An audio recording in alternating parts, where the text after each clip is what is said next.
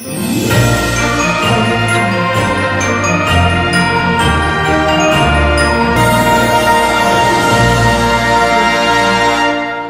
wish ko ay sana makarecover kami agad at sana itong COVID recovery na tinatawag natin for the year 2022, I wish na makabangon ulit ang turismo dito sa aking bayan.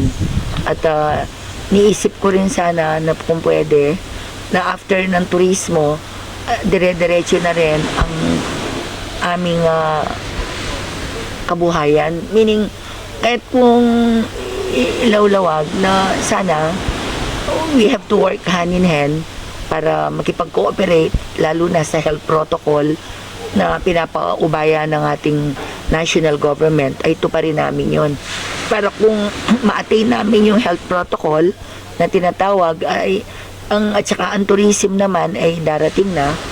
So yun lang yung pinaka-request o aking kumbaga aking pagnanasa or wish sa aking mga kababayan, sapagkat kung makabalik ang turismo ay sigurado ako makakabalik na rin ang saya ng pagudpud.